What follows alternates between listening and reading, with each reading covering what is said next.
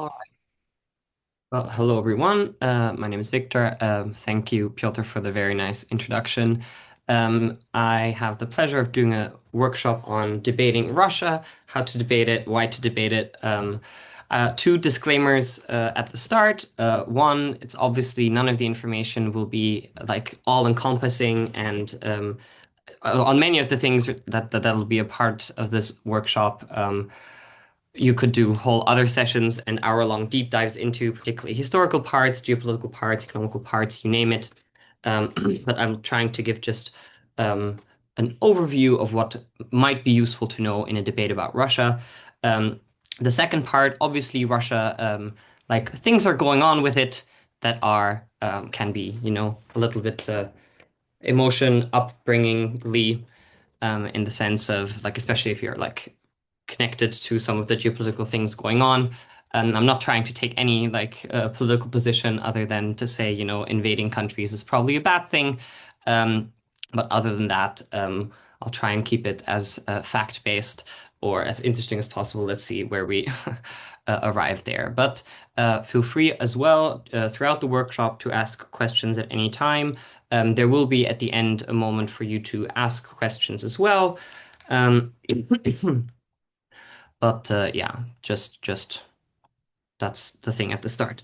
Now let's get into it. First, on the structure of the workshop. First, we're going to do or talk a little bit about why Russia, as in why is it good to know about things, to know things about Russia in the context of debating. Then we're going to do a little bit of a historical um, yeah, looking back of how things like from the why Russia, could go to the how Russia, with like the three main stages, the Russian Empire, the USSR, and its collapse, which shape many and should be able to give you many of the structural reasons as to why things are the way they are right now with Russia. Then about Russia today, not the newspaper, but just the current situation and how knowing things about that is also helpful and is also probably going to be most of the debate topics you'd encounter about Russia. And at the end, there'll be like a room for questions, comments, outrage, whatever the workshop will spark.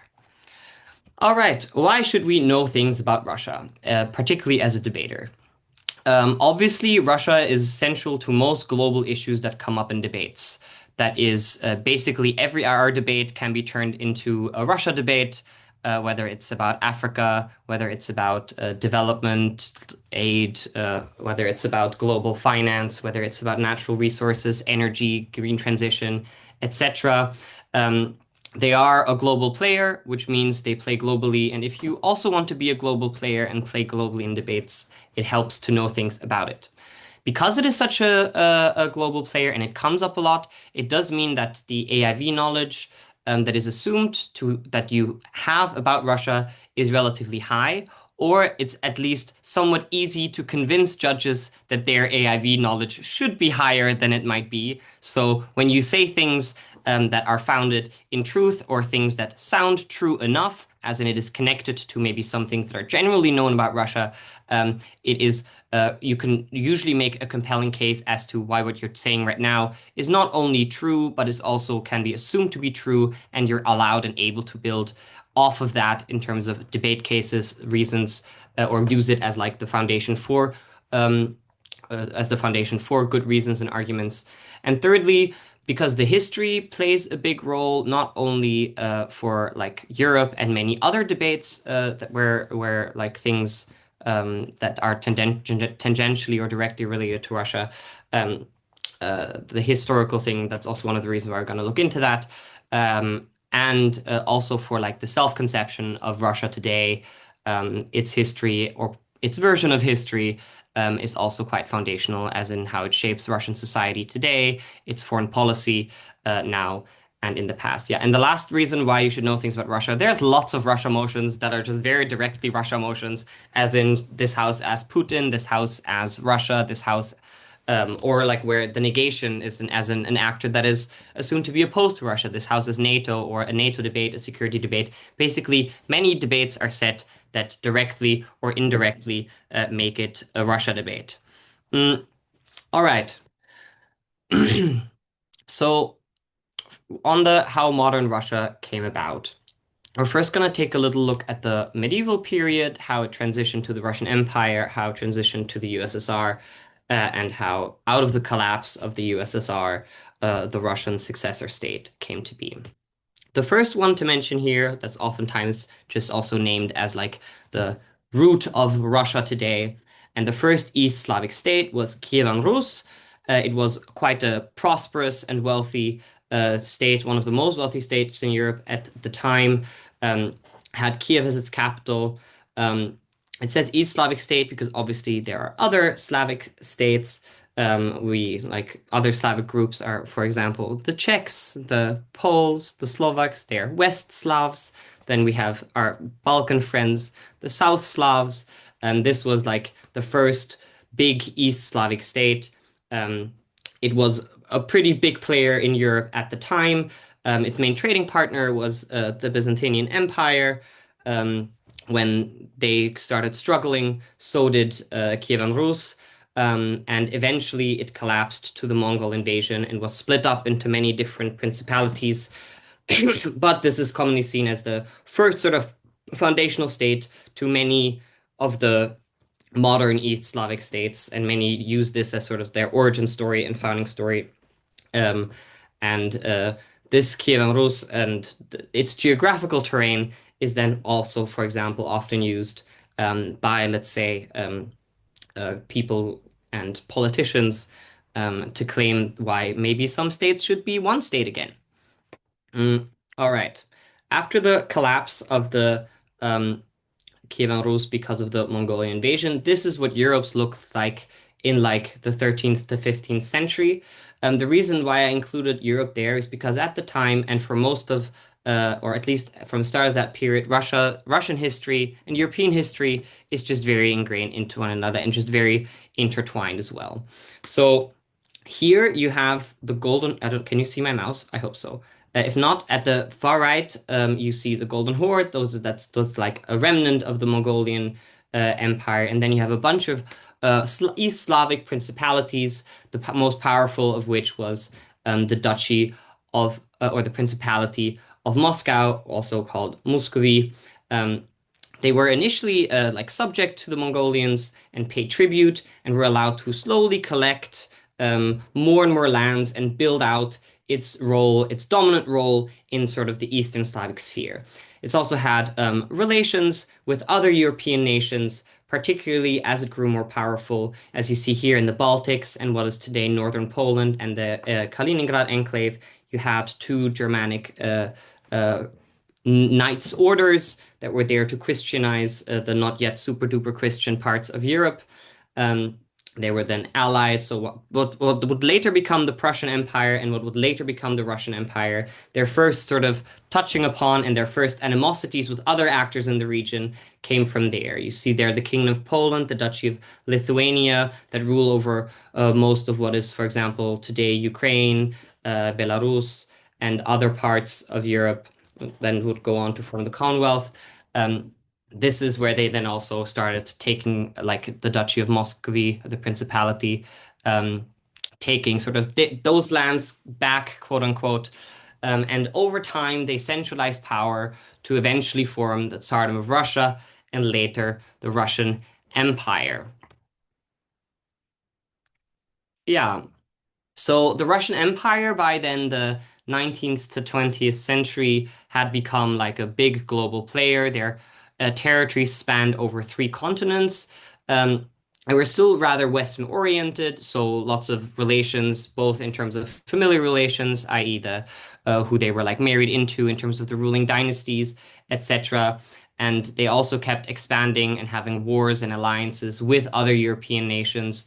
Um, uh, they were from the same, or like they had married into lots of European noble houses. They had a repeated clashes with, for example, the Ottoman Empire, etc. What you see here is an ethnic map of the Russian Empire. So it was a multi-ethnic empire. So not like a nation state as we understand it today, but one that was just under the ruling of a noble family, the Rurikovics, and They yeah, collected more and more territory, not through like friendship and diplomacy, but through warfare. And much of what is, for example, still Russia has been acquired in that way. And much of what is today not Russia anymore was also at the time acquired and kept in that way. Um, it says very anticlimactically that then World War One happened. World War One did happen. The Russians fought in it, or the Russian Empire did. It did not go super well for them. Um, yeah, I'm not gonna go too much into World War One, but basically after World War One, it was the USSR. Um, because during World War One, the October Revolution had happened. Lenin and the proletariat rose up and kicked out the noble family there. They signed a treaty with the Central Powers, which was the Treaty of Brest-Litovsk, in which they ceded much of what was later reintegrated into the Soviet Union, and where many of today's independent states in Eastern Europe gained independence for the first time in the modern period, including, for example, Latvia, which had never existed before, Estonia, which had never existed before, Ukraine, which maybe existed before, but in that treaty, which was basically a dictated peace treaty on the Soviet Union so that they could focus on winning their civil war. Um, Lots of what was core, quote unquote, Russian Empire territory was ceded and gained temporary independence before being reintegrated. Obviously, lots of things happened with the Soviet Union. They were communist, they were a one-party state, they killed a lot of people. They also, a lot of them were killed. Three, like maybe most important things to mention when it comes to the USSR is first of all World War II, where they were the brunt of the world's casualties in the on the like European theater. I don't know if anybody has that number at hand, but anybody like I have the number at hand. Um, but does anybody want to guess what the Soviet casualties in World War II were?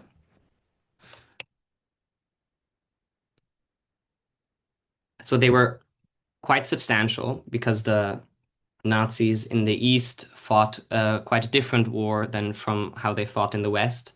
Not I conquer a city and then it's mine and then I get to do Nazi things. It was a war of extinction, as in and of extermination. Yeah, that's see a higher estimate than many would give. Um, when I asked this to a lovely boyfriend of mine, he said like 5 million. It is between 20 and 27 million Soviets died or in the Second World War. Um, Obviously, not all of them Russian, many Ukrainian, many Belarusian, many Lithuanian, many Latvian, you name it. Um, but also, obviously, many Russians, because the Nazis viewed them as subhuman as well. They oftentimes, like, the ratio is not just combatants, like, the majority of the casualties were civilians. Like in the 27 number, the estimate is 14 million civilians, 13 million combatants. They would sometimes just go to villages, let the village people dig out a grave, and then have them stand in front of that trench they just had and shoot all of them, and then they would fall into it.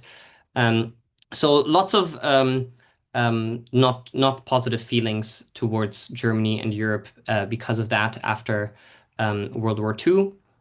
And obviously, lots of the people who tried or who were semi-independent after the First World War for a couple of years also collaborated with the Nazis because they thought it would give them independence. And I guess between pest and cholera, whether it is Nazi fascism or Soviet communism, sometimes people made the choice to choose Nazi fascism over Soviet communism. And that is also one of the arguments, for example, used today in the Russian-Ukraine war um, about Ukrainians being fascist collaborators. Because yes, there were fascist collaborators in Ukraine, similarly as in most places, whether that is France, in the Balkans, famously, it was Croatians who were very collaborative, let's put it that way.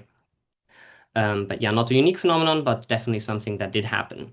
After the Second World War, the Cold War happened, as in blocs formed. The USSR, with its economic system and vision, was on one end, and then the former allies from the West were on the other end.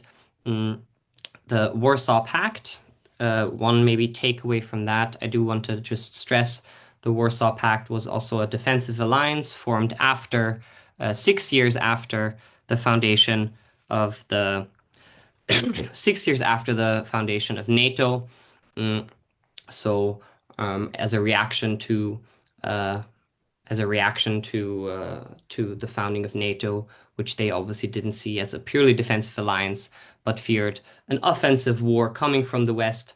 Not entirely unfounded either. There are very interesting manuscripts from Churchill, who's trying to convince the American president, after having just defeated Hitler, to let's quickly get rid of Stalin as well and advance eastward.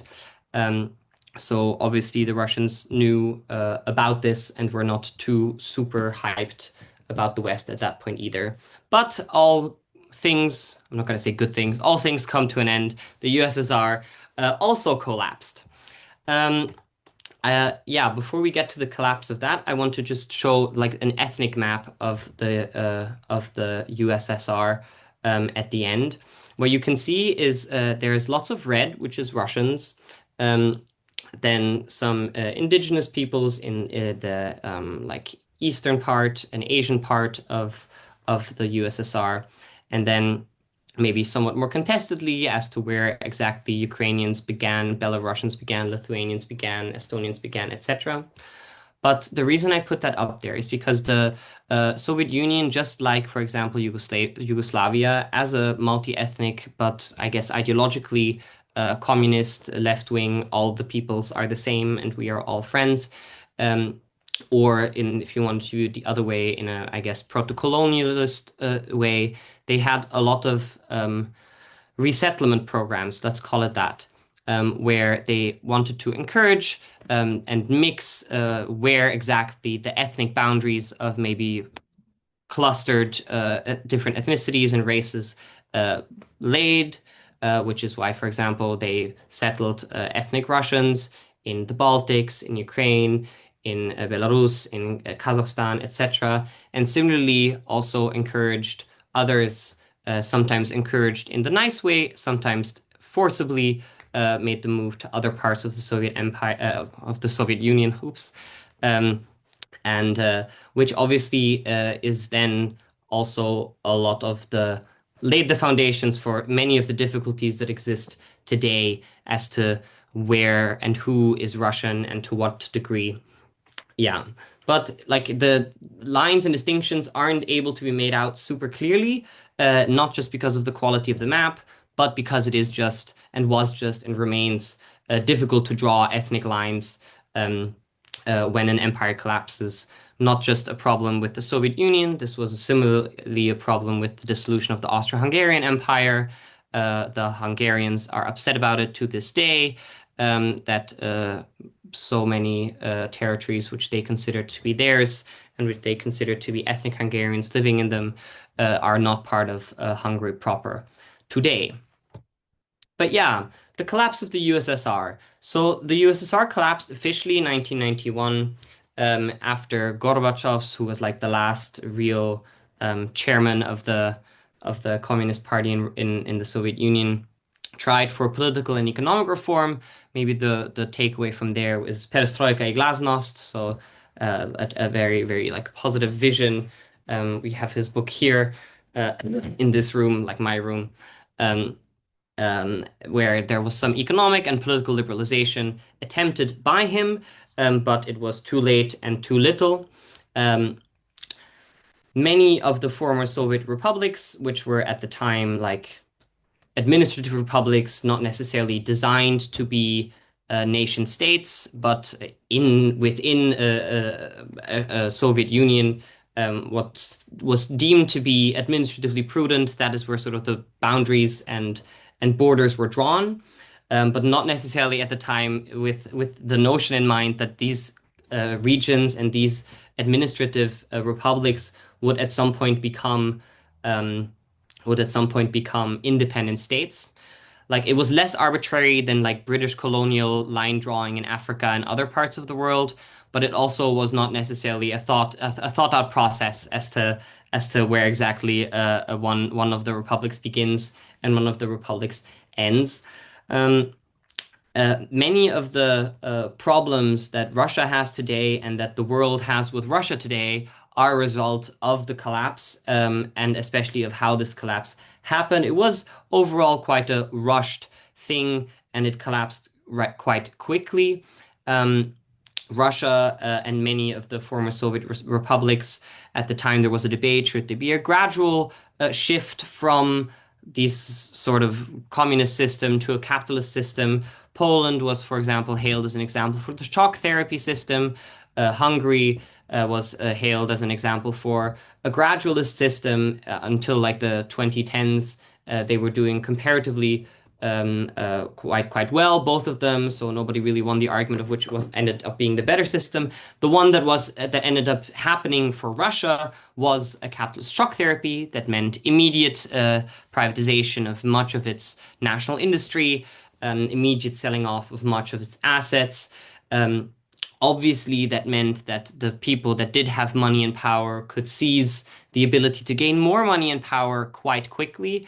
And sort of with that shock therapy that was imposed by the West, by the World Bank on Russia, um, we sort of created our own little monster in terms of powerful oligarchs, powerful special interest groups in the manifestation of these oligarchs that to this day hold the vast majority of economic power and subsequently a degree of political power and vice versa, i.e., the political entity that controls these oligarchs also control the the political power that comes with wielding that economic power. Yeah. Yeah. And then we are at modern Russia. I just put some key facts in there that I guess are nice to know. I assume many of you know them already. They're the largest country in the world. They are ranked as second in terms of their military might.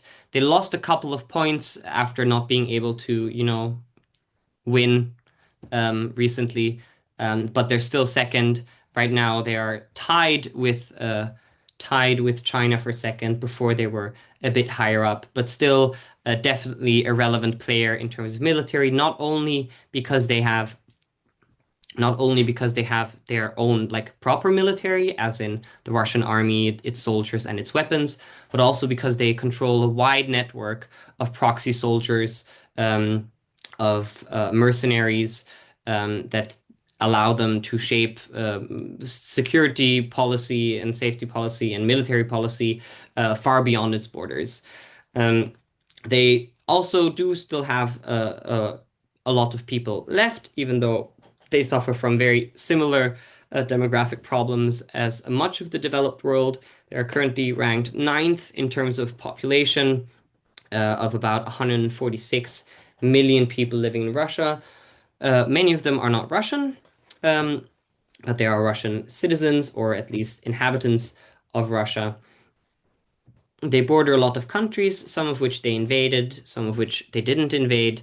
Um, Obviously, they are in terms of like geopolitical things and results that come from it. They are the window to the east and west, like bridging it. Like they border both NATO, the EU on the one hand, but also China and North Korea on the other hand. Um, Before the invasion of Ukraine, um, they were in a position to be quite a political sort of or economical like center and trade route in the sense that because of relations that were somewhat well between both the Western blocs and what I guess is a now newly arising Eastern bloc, um, were quite good or somewhat good. Obviously, that has changed now for a while. But yeah, the question surrounding modern Russia today, like obviously depending on what your view and image of Russia is. You might know it as a rich country or a poor country. You might think it isolated or well connected. The reality of that is that you could make a case for either. So they are rich in the sense that, they have an economy. They are the 11th largest economy of the world. Um, they have vast natural resources. They have the largest resource reserves in the world. On like ranked, they have the biggest amount, like which is quite a lot. So a lot of wealth lies in the ground, um, in and around Russia. Mm, on the other hand, its GDP per capita is not particularly high.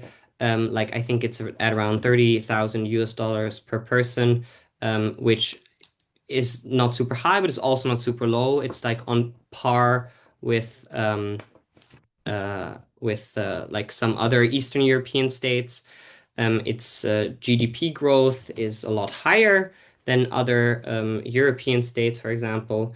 In terms of isolation and connectedness, obviously they are subject to many Western sanctions. So it's very difficult for them, and they were cut off from much of, I guess, the Western apparatus of the world economy. And still, they have been able to, I guess, hold on, both because they carefully prepared before launching unpopular international activities. Um, and safeguarded much of their economy from sanctions, from shocks that the West could impose on them. And just with the new geopolitical realities of a strengthened China, of a strengthened India, there are just other partners outside of the West. And both the political and economic situation has pushed them eastward and quite successfully so. Like we stopped buying Russian oil after Ukraine blew up the Nord Stream pipeline in Germany. Mm, but Moscow found other buyers that were interested in buying it, namely India, and to a degree as well China. Sometimes, who then sometimes sell it back to us for an upcharge. But yeah, so they are both rich in one way and poor in another way, and they are both isolated in one way and well connected in another way. It's just a question of orientation and what you consider to be like not necessarily more important, but in terms of like what you need for the debate or for a framing, you could make a case for either, is what I'm trying to say. Yeah, the Russian system. So politically, they are still a democracy in name. They have a federal semi-presidential republic, which means that the power is shared between a president and a prime minister, the president who is head of state, and the prime minister who is head of government. De facto, it's been Vladimir Putin who's been in power since 1999, first as prime minister, then as president. Um, then again as prime minister, and then again as president. I think technically Medvedev is currently, or who he at least like ran in the legislative elections, um, and yeah, so there are elections. They are not what we would consider free and fair, as in many of the real opposition leaders or who could have been a challenge potentially. Um, they die sometimes. Sometimes they are just barred from running. Sometimes they are put into Siberian working camps and poisoned. Sometimes they fall out of windows. But technically, there are still opposition parties that exist, but they are like mostly like loyal opposition in the sense that there are elections. You can put your little cross on a party that isn't the Putin party, like United Russia. Um, but they mostly toe the line. Also, like the biggest opposition party is the Communist Party, who is also very much like pro-Soviet and has takes. There are some smaller right-wing parties to the right of the United Russia Party, but basically their criticism of Putin, their criticism of government policy is very limited, if it happens at all. The second thing outside of, I guess, the nominal democratic processes is the oligarchs that I was referencing earlier already. So because of the way that the economy is structured, as in there's very large inequality between rich and poor, and as a result of the free market change after the communist system fell, there is a handful of very powerful industrial leaders, as we would maybe call them if they were in the US. Now, thank God that they are Russian, so we are just allowed to call them oligarchs. Um, they control significant amounts of the nation's industry and the nation's media, etc. Um, and through that and the control and hold that Putin has over them, he's also able to then shape public opinion, who gets employed and who doesn't, which regions need an economical boost and which don't. Mm, and the way that he like gained control of oligarchs was very quickly after he came to power and like his first term. Um, and there was like a up and coming a pluralism of opinion, pluralism of media, news media coming up, just using the state apparatus that existed to really, really pursue those that disagreed with him and with these like oligarchs. And because was enough resentment within the public early on against these oligarchs, because they were still like oligarchs, even though sometimes they had right-wing views and sometimes they had liberal views.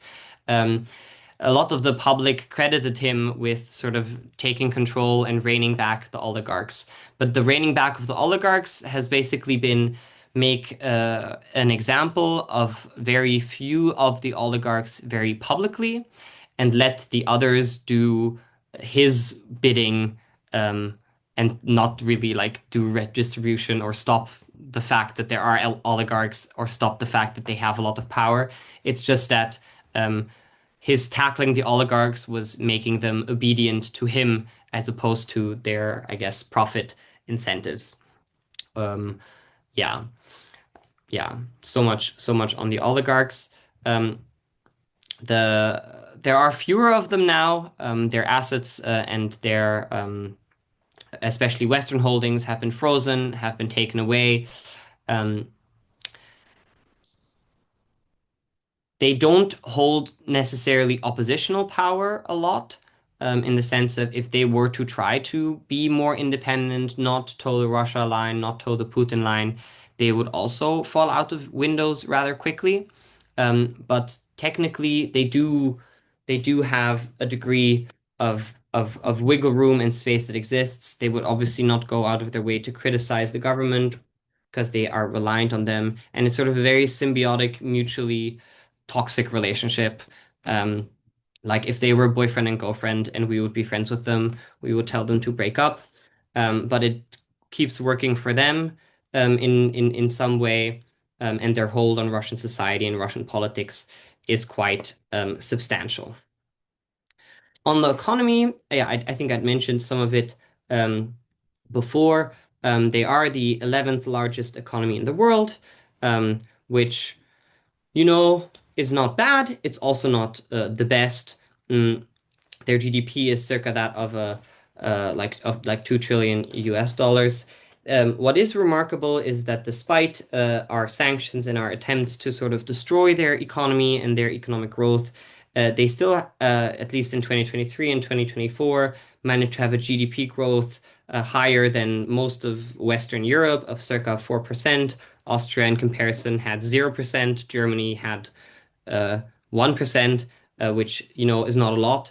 Mm, but obviously, the number, the Russian GDP growth number is a little bit misleading for like two reasons. One, it's great dependency on natural resources, so oil and gas, which they export, um, not to us anymore, but I guess to other places, and the sort of heating up and like flooding of the economy with governmental military spending, in order to subsidize the war efforts in Ukraine. And that is not just like direct government spending into the military, it is also a policy of to have banks give out loans to businesses that sort of so because they can't be seen just spending money and making debts. because that would look bad, and they would have to pay higher interest rates, keep taking on more debts, and serve higher payments every year. So they kind of hide the numbers and how much they are spending on the war through sort of a little bit of clandestine military spending, where they mandate private banks or semi-government owned banks to give loans to businesses that produce things for the war.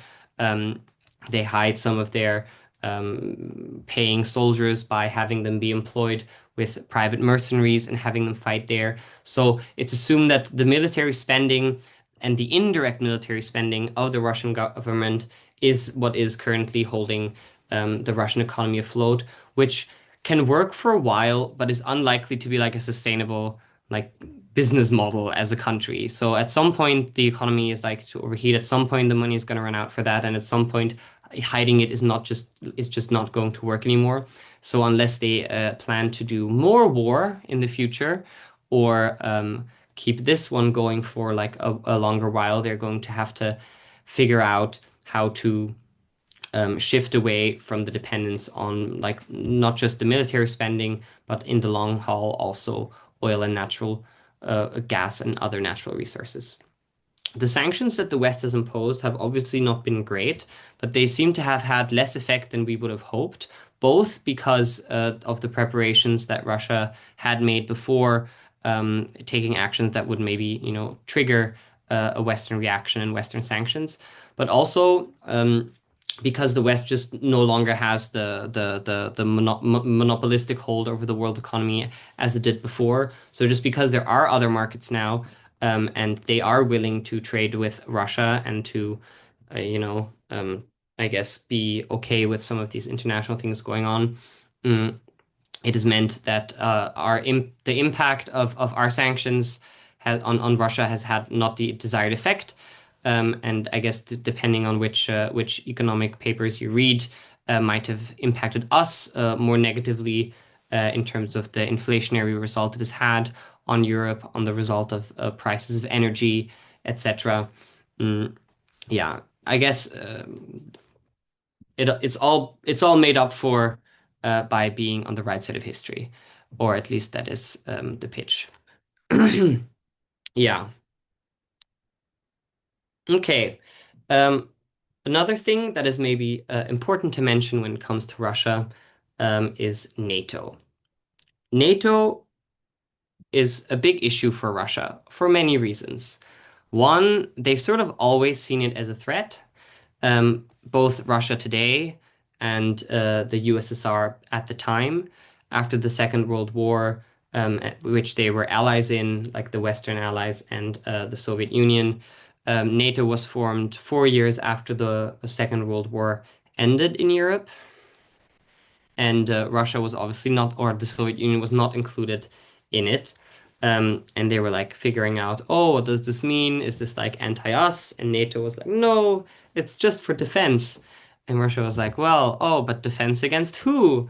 And yeah, I guess were not too keen on answering that question super directly, but the implication was obviously clear. It was a defense against Russian Soviet influence in Europe, which Russia and the Soviet Union saw as a threat to their power. The question is that correct? Well, they did form the Warsaw Pact in reaction to it, because even though it was called a defensive alliance have the unfortunate historic habit of turning into offensive alliances rather quickly and rather out of nowhere. Mm, so then they formed their Warsaw Pact in reaction to it.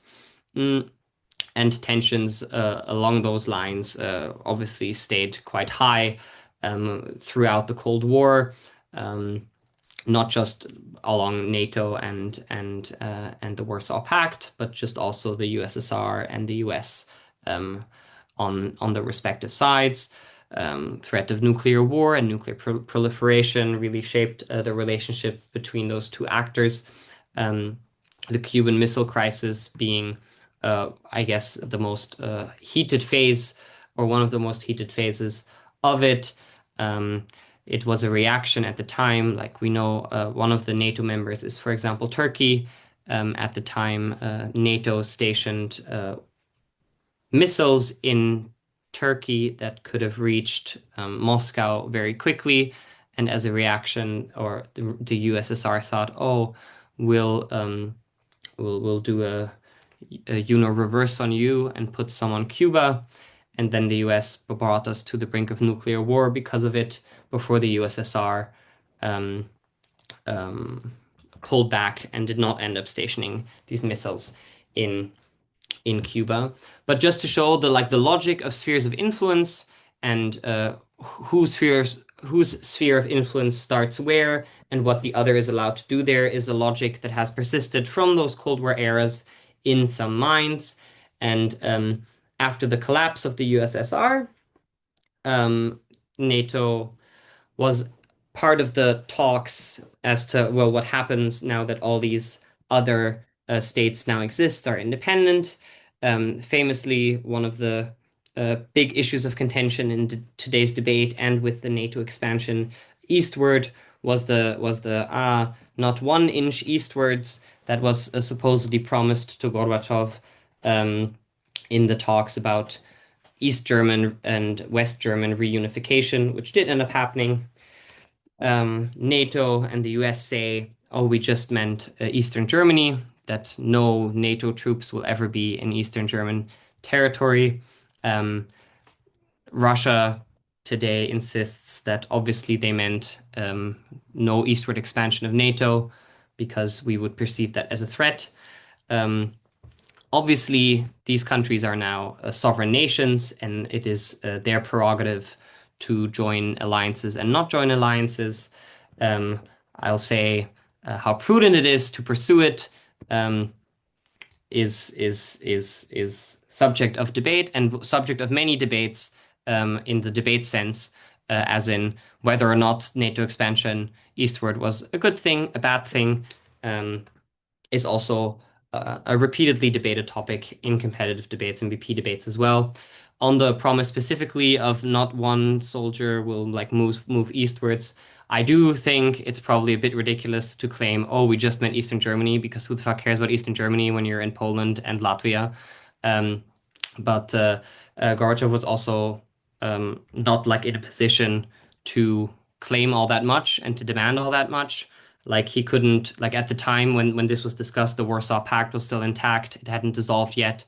So if he were to like write a document and say, "Oh, we both signed that NATO will not expand into Poland, Latvia, etc.," he would have de facto um, dissolved the Warsaw Pact, which he at the time obviously couldn't do. But after the collapse of the USSR, there was still some need for security infrastructure in Europe. Um, since 1975, the Organization for Security and Cooperation in Europe existed after the collapse of the USSR. The hope was that this would be the new security umbrella for which there would be, um, for which there would be, or where both the former Soviet states and former Eastern Bloc states and the NATO states could like cooperate and make sure that there's a shared security infrastructure for Europe.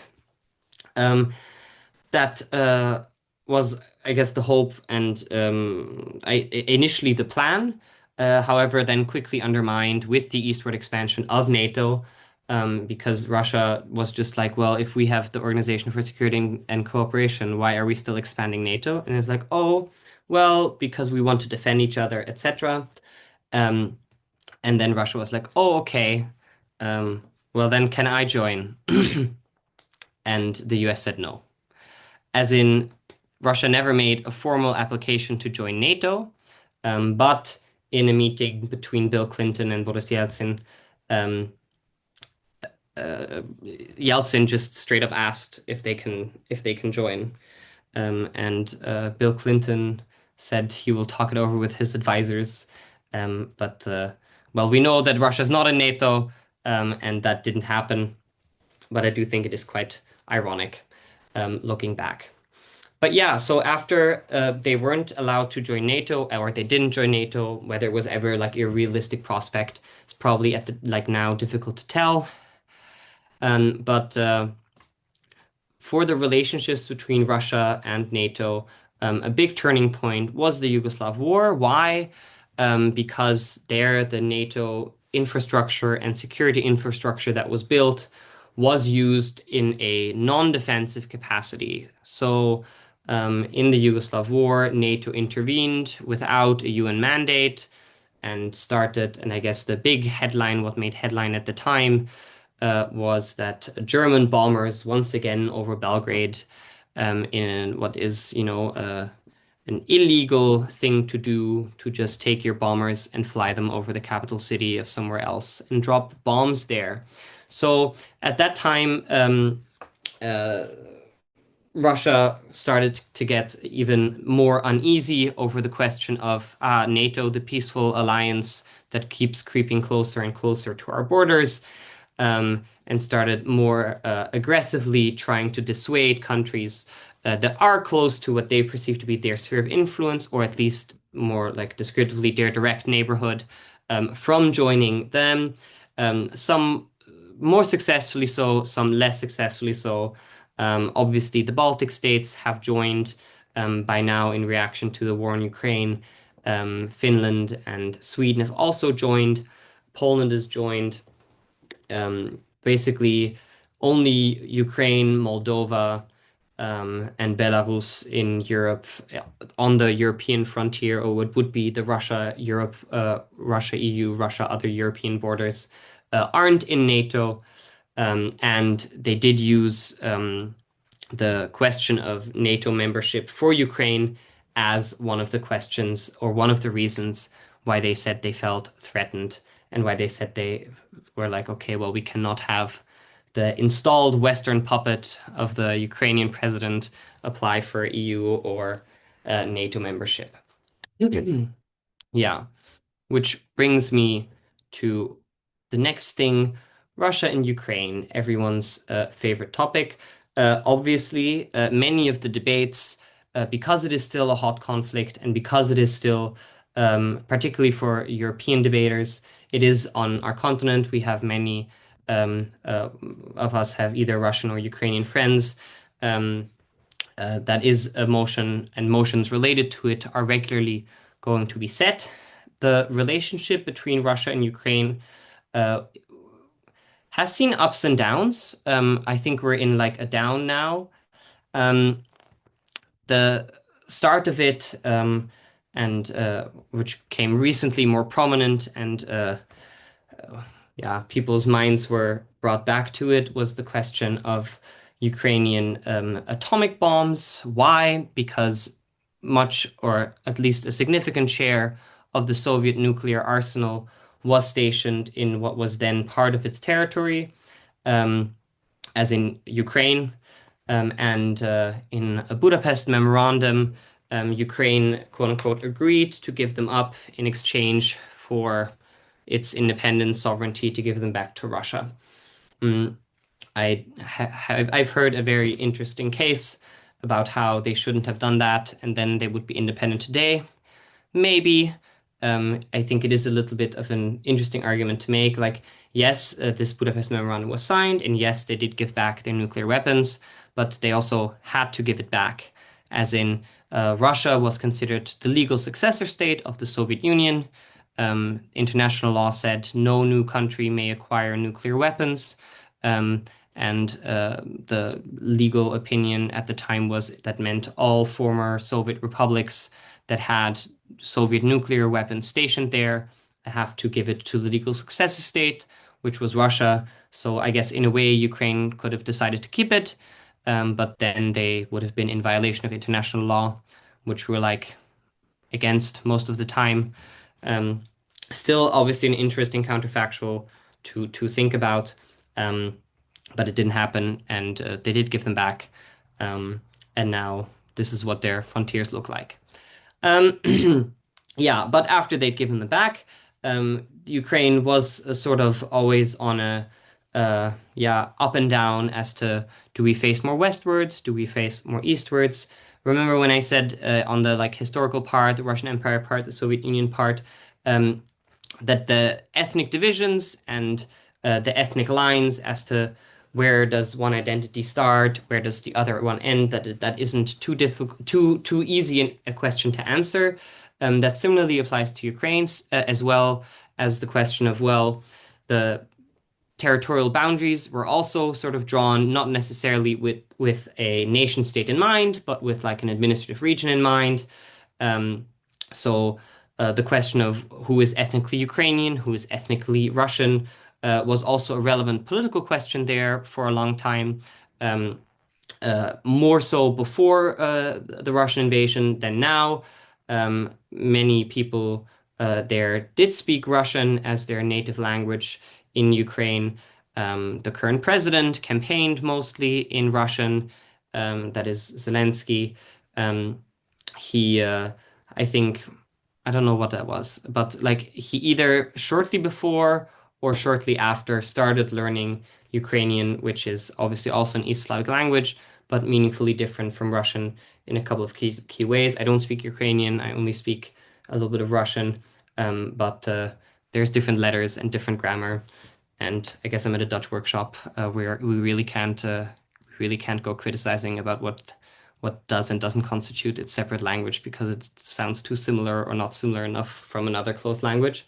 But yeah, the political situation in Ukraine before 2014 was oftentimes repeated, where parties were specifically catering to the more Western aligned um, people in Ukraine on the one hand, and the more pro-Russian, or at least not necessarily pro-Russian in the sense that they are now pro-Russian, but who were for more closer ties with Russia or for more close ties with the West.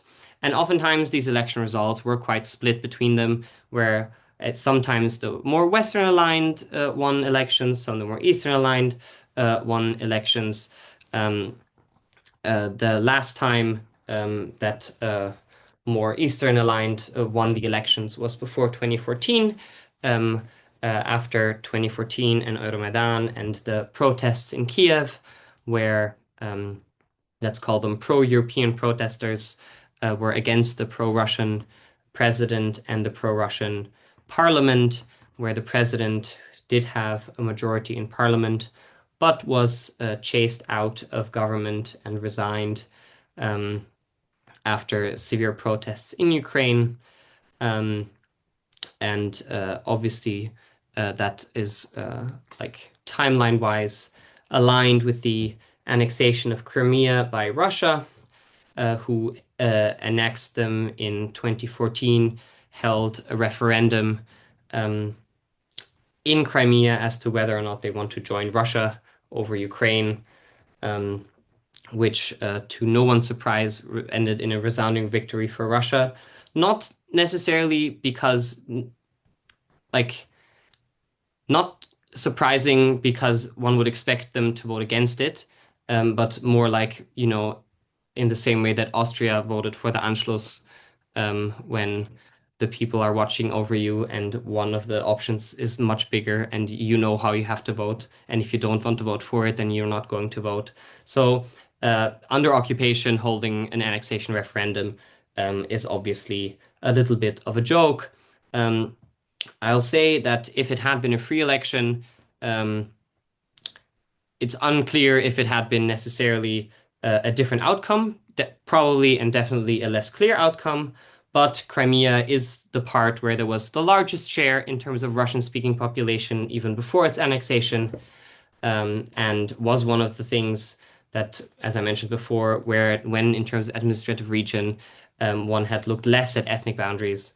And Crimea, obviously, also home to other ethnic groups beside Russian and Ukrainian, like in German we say Krim Tataren, like Crimean Tartars. I don't know, like a Turkic minority. And yeah, so it was illegally annexed by Russia, and then we had Tatars. Yes, thank you.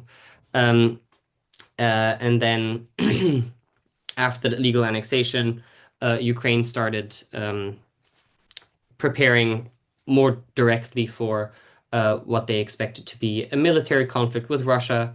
They were right. Europe's reaction at the time was a little bit underwhelming, as in even though most of Europe was like, oh no, that is a violation of international law, we are not in favor of it. Reactions or strong geopolitical reactions remained quite quite limited. Why? On the one hand, because there was limited interest in Ukraine, as in they weren't necessarily seen to be on the brink of joining us or necessarily seen as an important geopolitical question for the EU in particular, whose geopolitical ambitions were more limited than they are today, and didn't really see them as like a foreign policy alliance or foreign policy union. Um, so interest and I guess on the one side, but also a degree of dependency on Russia. So we were and to a degree still were in 2022, but definitely more than that grade, just dependent on much of Russian oil exports, particularly what's her name, Merkel. Had big hopes in terms of aligning Russia with the EU, with the West, by increasing trade, increasing and entrenching relationships, and pursued um, that kind of diplomatic solution. There was an agreement reached in Minsk, I think, yes, about the situation in Crimea and what is to happen or is not to happen with Ukraine. Um, some of it happened, some of it did not happen. It had included, for example, special autonomy status for some regions in Ukraine. It had included some special protections for the Russian language. So concessions that Ukraine was sort of encouraged to make by its Western friends, and also some Russian concessions, um, as in do not be mean to people in Crimea who are not Russian. Um, both of those things, the Ukrainian concessions and the Russian concessions, ended up manifesting only to a very limited degree, and the yeah problems, I guess, escalated to Russia launching a special operation in 2022, thinking they would have as easy a time as they did with Crimea, with the rest of Ukraine. Clearly, they were mistaken, and we are now at a situation where 3 years into the war, um, even though Russia has made and obviously seized a relevant share of Ukrainian territory, they aren't flat out winning. Um,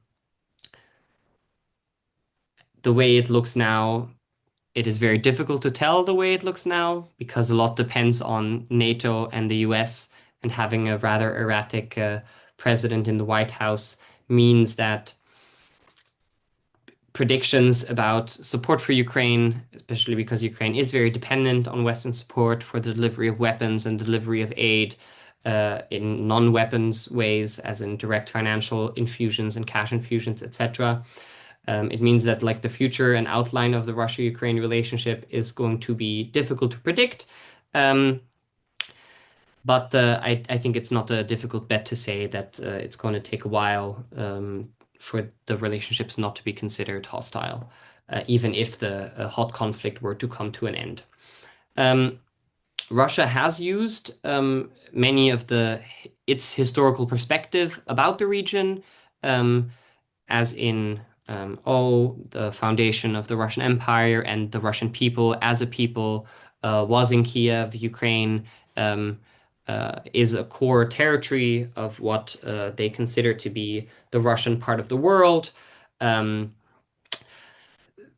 so these historical conceptions about Kiev Rus, about what happened with the Polish-Lithuanian Commonwealth, about Ukrainian nobles petitioning Moscow for aid against the Poles, things like that, that is very, I guess, relevant to the internal discourse and conception of, if not the normal people, then at least the political elite and academic elite in Russia, as a means of justifying its invasion and as a means of justifying its war. The second thing is then also not just the like Slavic origin myths of the foundation of Russia, is some revisioning or revamping of World War II history and its fight against fascism. And there, I think they oftentimes mention like, ah, yes, they were fascist collaborators, and that is bad to have been a fascist collaborator, which, isn't incorrect. probably shouldn't be a fascist collaborator. Um, but in terms of providing a legal justification or moral justification for the invasion of a sovereign country when particularly even though, like many countries, they have their far right and they have their neo-Nazis in the same way we do in Western Europe. At the time, they were not in power, they were not controlling significant means of political or economic or discursive power in any or in a significant way, shape, or form. What is oftentimes touted and which can be a bit problematic is, I guess, the Ukrainian historical revisionism of Bandera, who was quite a problematic figure um, in terms of atrocities against people who weren't ethnically Hungarian and now being hailed as a national hero and founder of the nation. So, like in Germany, for example, like and much of I guess the left wing of Europe, Banderites, it was a derogatory term for very right wing Ukrainians for a long time and is to this day. Um, but similarly seems a bit thin to justify a military invasion. The last thing that isn't a historical explanation or a historical justification for Russia is the perceived discrimination of Russian minorities or ethnic Russians in Ukraine. Here, it is it is actually somewhat interesting, as in obviously many people in Ukraine speak or spoke and speak Russian to this day. It is oftentimes their only native language. It is the language they spoke and speak at home. Um, like particularly in the eastern parts of the country, um, more nationalist governments in Ukraine did try to um, make sure that the Ukrainian language held a more special status than maybe the Russian language. And there was talk about phasing out Russian-speaking schools. There was debates about whether or not the language ought still be taught in Ukraine or not. And when some laws were passed, there was some backlash to it in the Russian-speaking areas. It is a similar playbook that is still used and currently used to maybe and potentially prepare Russia for and the Russian public for invading other parts where ethnic Russian minorities reside, most notably in the Baltics, where there was also a lot of these resettlement programs during the Soviet Union times and during Russian Empire times. Mm, there, Estonia, for example, is making similar interesting moves regarding its Russian minorities. Estonia is, for example, one of the on the very hawkish line against Russia, both from its historic experience with dealing with Russians, which were not great, but also now being directly on the border with it and perceiving it to be a significant threat. Um, there have been cases filed by ethnic Russian minorities in Estonia on the European Court of Human Rights. Why many of them have lost their citizenship that used to be Estonian and now is no longer Estonian. They had just passed a law changing citizenship law and election law in Estonia as to who is allowed and who isn't allowed to vote in municipal elections, barring Russian-speaking minorities from participating in those elections, which they were allowed to do before, fearing Russian interference in those elections, which, yeah, like could happen, whether or not it's a good idea, or whether or not it is smart, or whether or not it is moral to denaturalize citizens because they don't speak the language of what you think the language and only language ought to be is a little bit problematic, especially because in many municipalities, particularly in the eastern parts of Estonia, similarly as in the Ukrainian parts, as in the eastern parts of Ukraine, there were significant percentages of ethnic Russians or of Estonian citizens that spoke Russian at home, at times reaching 40% in individual municipalities. Overall, the share is like 25%. So in Europe's reaction to the invasion of Ukraine by Russia, also interesting stuff is happening that is maybe not always in alignment with our European values of freedoms and self-determination. Just for comparison, in Austria, we have protected minority groups of Carinthian Slovenians, Burgenland Croats, Czechs, Slovaks. None of them are like groups of more than like 20 to 50,000 people. Definitely not 25% of the population. And still, they have the right to learn the language at school, their right to they get special funding for programs in TV, media, literature. They get um, they have like minority voting rights. They don't lose the right to vote in municipal elections, etc. And many of these ECHR cases um, have yielded results that confirm that what's going on is maybe not always great. But yeah, particularly people from those countries, especially when it comes to then analyzing EU and EU foreign relations.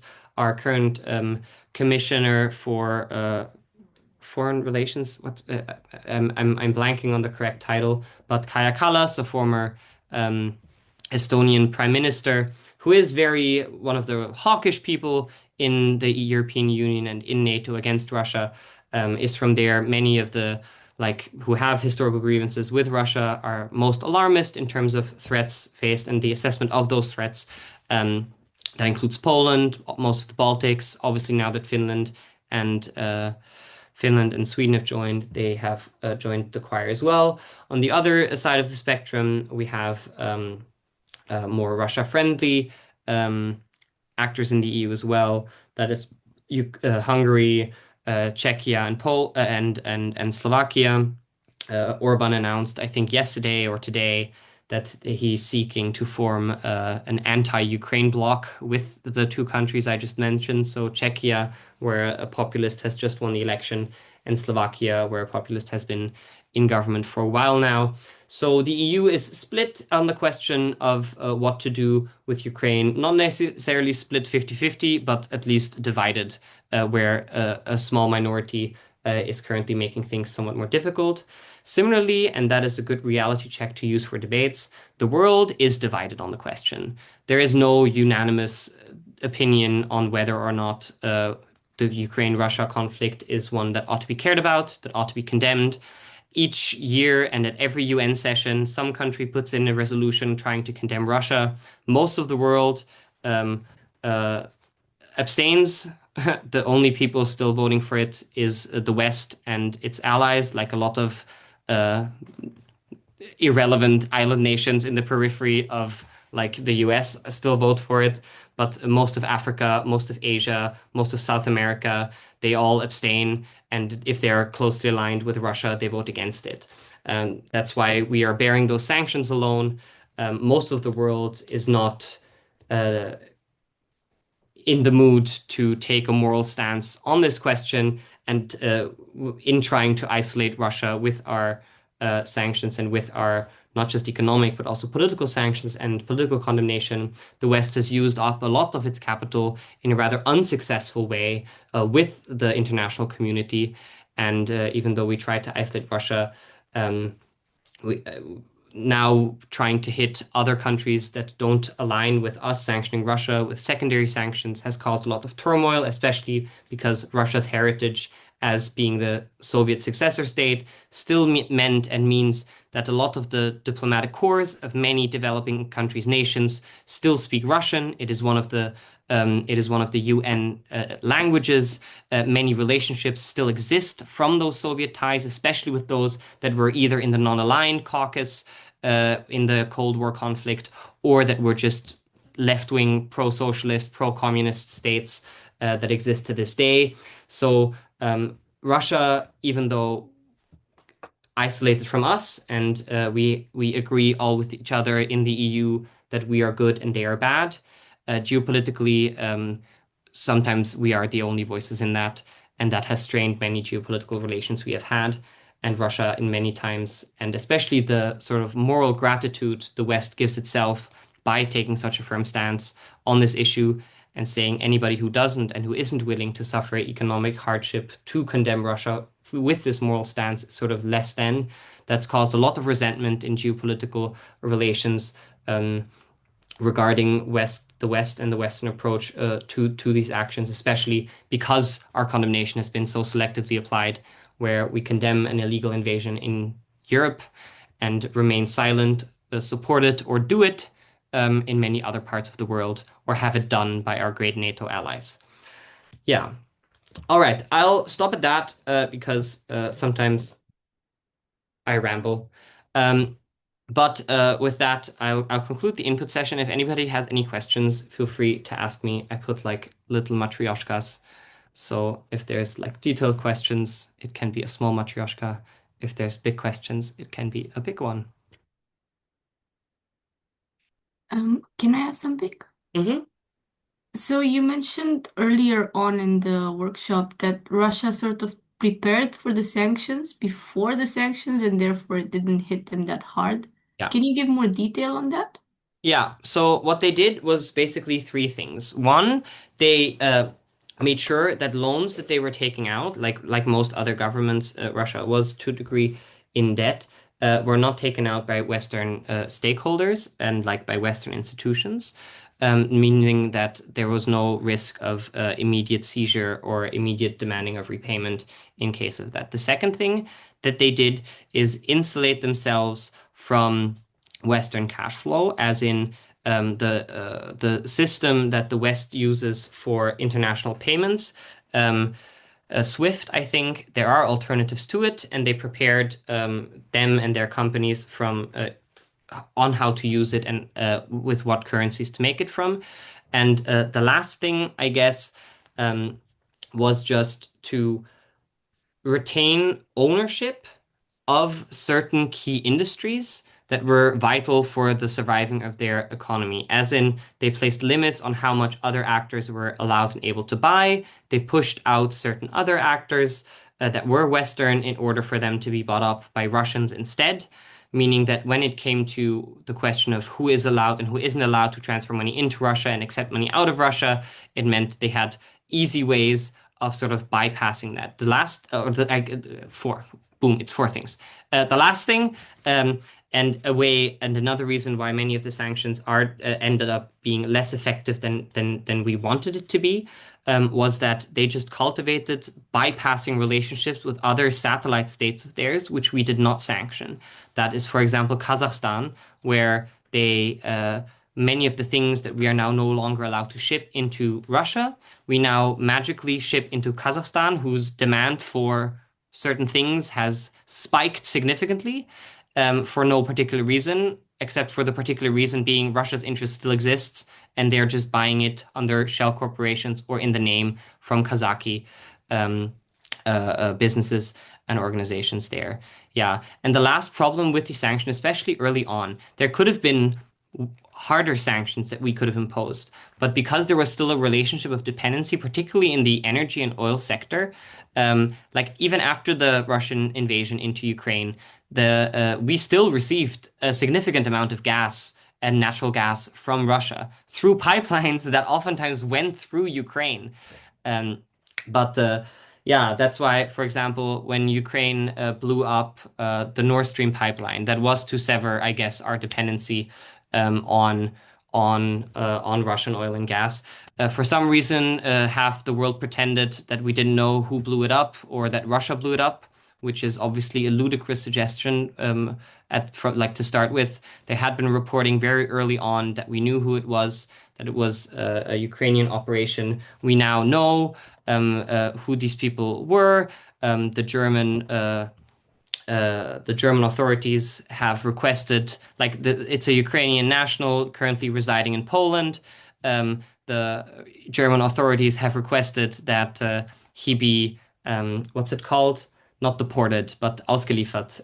He be brought to Germany so he can stand trial for destroying like energy infrastructure, which yes, extradited. Thank you so much.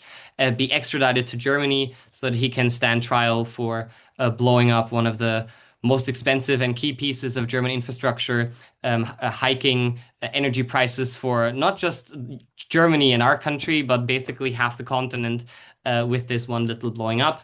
And Poland said no. Poland said, fuck you. We will not give him away. It is good that he blew it up, and we kind of support it. And it's caused quite a stir in German politics now because especially obviously the far right and some left-wing parties are seizing on this to be like, hey, wait, we are supposed to send billions to Ukraine and stand with Poland and our Western allies against the Russian invasion, but we allow them to blow up our energy infrastructure, which we spent billions building, which guaranteed us cheap energy. Um, and then we don't even get to prosecute this person because our Interpol request and Europol request was denied on the grounds of we agree with this act of blowing up infrastructure. So it's an issue. And like obviously on the moral question, should the pipeline ever have been built? It did keep energy cheap and it did make us dependent on Russia. That I guess was a trade-off that at the time the German government said it was worth it. Um, Whether or not then a third country that wants military support and economical support should blow up said infrastructure, I think is yeah, like definitely going out on a limb.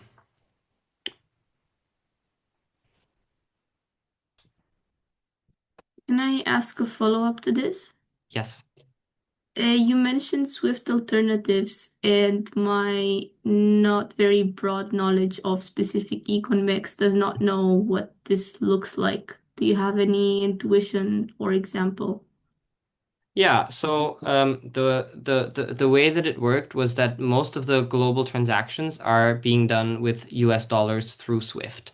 Obviously, the way that you do this, you buy up currency reserves and you trade in these currency reserves in US dollar. Now, Russia is struggling to buy US dollar because they're not allowed to anymore, which means other currencies are used. Sometimes the euro was used, which they're also not using. So what they use now is oftentimes either directly in ruble, which was then subject to negotiating with other countries that they accept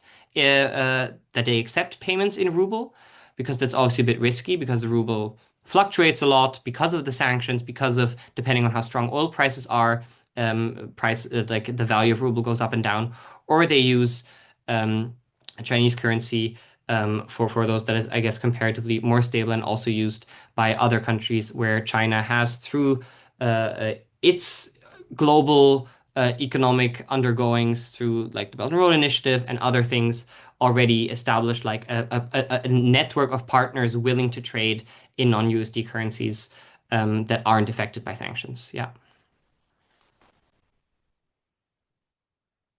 Thanks. course.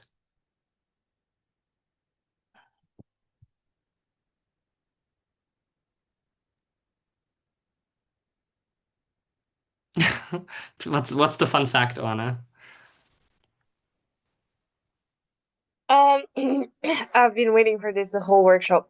Did you know that after Trotsky lost the fight with Stalin, he went to Mexico, but not only did he go to Mexico, but he fell in love with Frida Kahlo.